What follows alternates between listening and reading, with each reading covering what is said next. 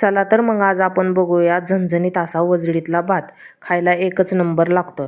तर 1 किलो वजडी घेतली आहे. ती चांगली 2-3 पाण्याने स्वच्छ धुवून घेतली. आता हळद आणि मीठ लावून ठेवा. आता कुकरमध्ये 2 पळ्या तेल टाका. तेल गरम झाले की त्याच्यामध्ये कढीपत्ता टाका. 2 बारीक चिरलेले कांदे टाका, ते परतून घ्या. 1 बारीक चिरलेला टोमॅटो टाका, तो पण व्यवस्थित परतून घ्या.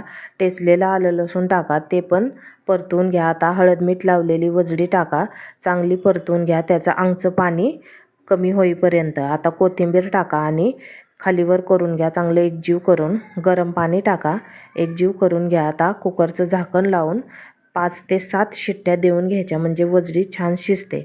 तर हे बघा आपली वजडी शिजलेली आहे. आता भातासाठी 4 पळ्या तेल घेतलं आहे. त्याच्यामध्ये तमालपत्र, काही खडे गरम मसाले, पातळ चिरलेला कांदा चांगलं परतून घ्यायचा आणि टोमॅटो टाकायचा, तो पण परतून घ्यायचा.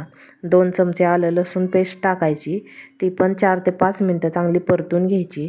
2 चमचे घरगुती चटणी, 1 चमचा मटण मसाला टाकून तेल सुटेपर्यंत सगळ्या वस्तू परतून घ्यायच्या. आता शिजवलेली वजडी टाकायची, चांगली ढवळून घ्यायची. 1 तांब्या भरून पाणी टाकायचं, ते पण चांगलं खालीवर करून घ्यायचं. चवीनुसार मीठ टाकायचं. आता स्वच्छ धुतलेला तांदूळ टाकायचा, चांगलं खालीवर करून घ्यायचं. झाकण लावून 3 ते 4 शिट्ट्या द्यायच्या. तर तयार आहे आपला बघा भात.